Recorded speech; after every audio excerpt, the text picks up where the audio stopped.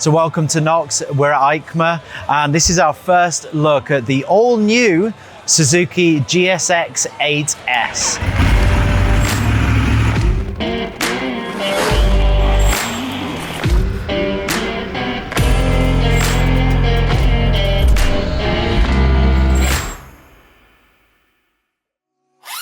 So I can be enthusiastic about this bike from the point of view that I think it's mass market, and I think it'll probably tick quite a lot of boxes for people, but at the same time I can sort of look at this bike and in the backdrop of Suzuki now dropping the GSX 1000, which actually I've just bought a new GSX 1000 race bike.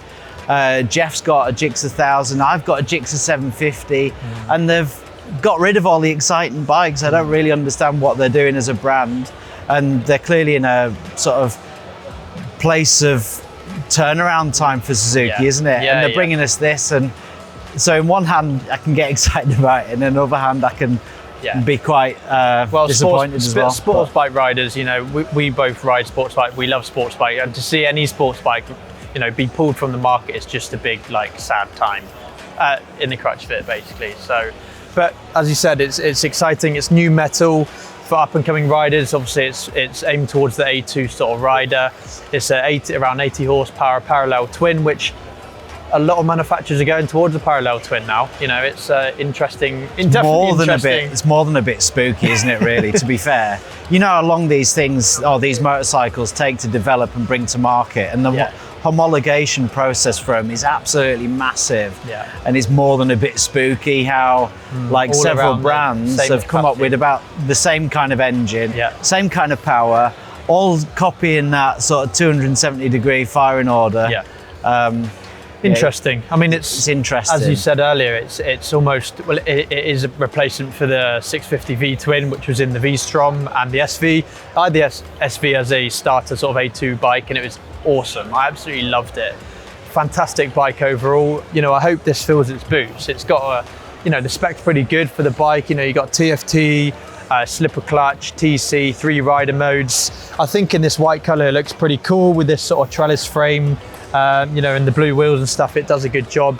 There's a blue one over there and a black one, and you know, it looks quite cool in the flesh. What's the price point?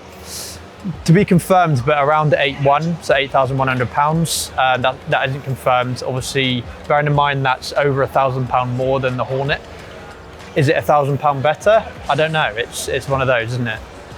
No, I think they've got a tough job, to be honest. I mean, you know, and you have to bear in mind the other side of it as well, because if you add another £1,000 onto that, you could pretty much have a standard 890 Duke, which will absolutely eat both the Hornet and this for breakfast in terms of how good it is to ride. You just know it. This has got non-adjustable suspension, front, rear. I'm not sure whether the shock is adjustable on this, but I'm sure we can put it up in the specs, or someone can comment in the comment section whether it is or not. I don't think it's got a steering damper. You know, it's a bit more of a basic bike, but it is filling that part of the middle section of the market, which definitely. I mean, it's one of those, isn't it? Because obviously A2 bikes 5-10 years ago, they wouldn't have TC, they wouldn't have slipper clutches, they definitely wouldn't have had a TFC and rider modes. It's developing in a way where you know, the cheaper or more up and coming bikes can have that tech. So, you know, that's always a good thing. So yeah, I think it's a cool looking bike overall. Would I buy it as an A2 rider? I'd have to ride it off the back of riding the Hornet, riding the M37. Yeah. But it looks cool. Yep. It's got some quite interesting colorways, and it's an interesting engine platform as well. And obviously, they're putting it into the new DR as well, aren't they? Yeah, the V-Strom 800. Which is the V-Strom 800, which is possibly more of an interesting looking bike as well. So it's an interesting platform, and it's going across to that as well. So that's quite cool. Of course, as well, because it's Suzuki, obviously the assumption is, and the reputation is very much, that these bikes are bulletproof. Definitely. You know, it's actually pretty well finished from when we've looked at it. The engine is going to be bulletproof, reliable.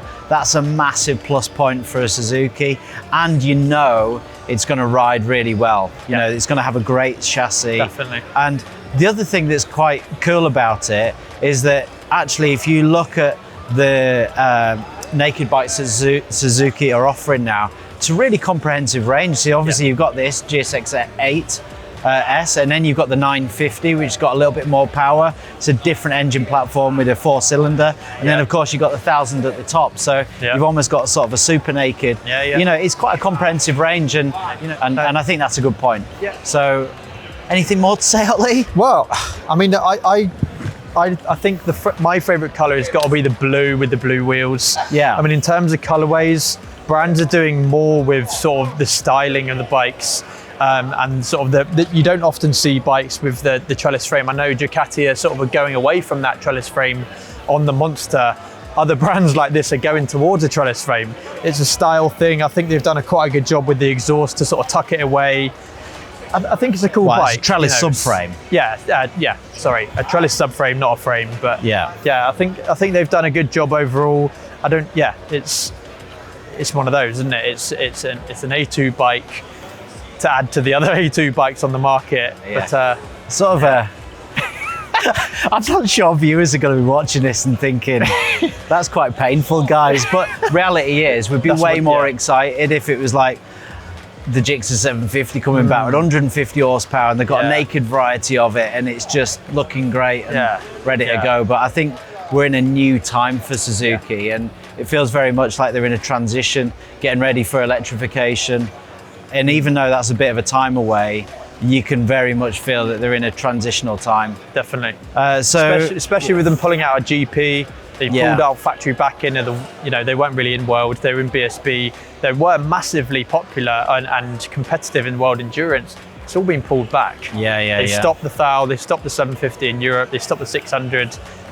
They're changing the way they're looking moving forward, aren't they? It's definitely interesting times. All that tech, all that innovation, MotoGP, and they bring us this. But never mind. It's an interesting bike, and one that I think people are going to really like who are in the market for a bike like this. So thanks very much for watching. Please like, comment, subscribe, and we'll see you next time.